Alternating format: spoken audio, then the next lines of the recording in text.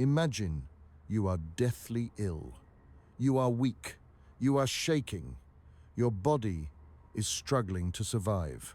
Your doctor, the most respected authority in the region, arrives, and his immediate, universally accepted plan is to drain the precious blood from your body until you faint.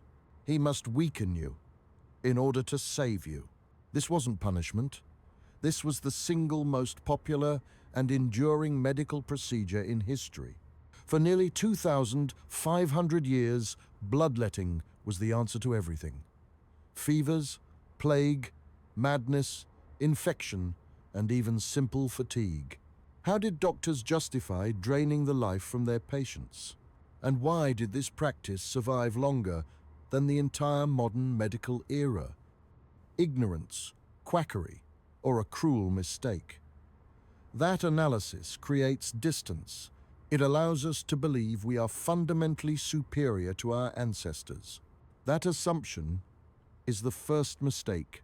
Bloodletting was not based on chance. It was based on the most rigorous, systematic, and rational medical theory the world had ever known.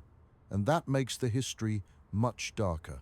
To understand why doctors bled patients, we have to abandon the modern idea of the body. They didn't see disease as a microorganism. They saw it as imbalance. The scientific authority behind this belief came from Hippocrates and later the medical emperor Galen. Their work established the four humors: blood, phlegm, yellow bile, and black bile. These were not abstract concepts. They were material substances inside the body that had to remain in perfect equilibrium. Life itself depended on their balance. When a person became ill, it meant one of these fluids was out of proportion. Most often, they believed, an excess of blood, fever, inflammation, or pain were interpreted as signs the body was boiling over. If illness was excess, the solution was simple: subtraction. Bloodletting became a precise, controlled method to physically restore balance. It was taught in every medical school. It was standardized. It was logic applied directly to the body. To reject bloodletting would have meant dismantling the entire structure of medical authority. So no one questioned it. And it wasn't just common people who submitted to the razor. It was the most powerful men in the world. In December 1799, George Washington, the former president of the United States, fell ill with a sudden, severe, sore throat and fever.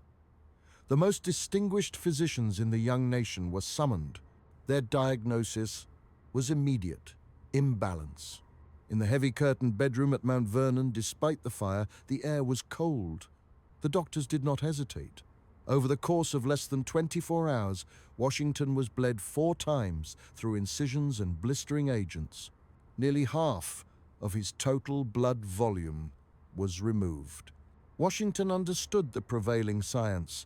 He trusted his doctors. He believed they were restoring harmony to his body. Each basin of blood carried away another measure of hope that the fever would finally break. But with every procedure, the body's vital force was being dangerously depleted. Washington died shortly after the final bleeding. And here is the historical tragedy. No one questioned the practice. The conclusion was not that bloodletting had failed, but that the imbalance had been too severe. Bloodletting survived the death of Washington and millions of others for another half-century because the system protected itself. Ending the practice would have required admitting that generations of trusted authorities were wrong. That suffering had been prolonged by false certainty. That truth was too expensive.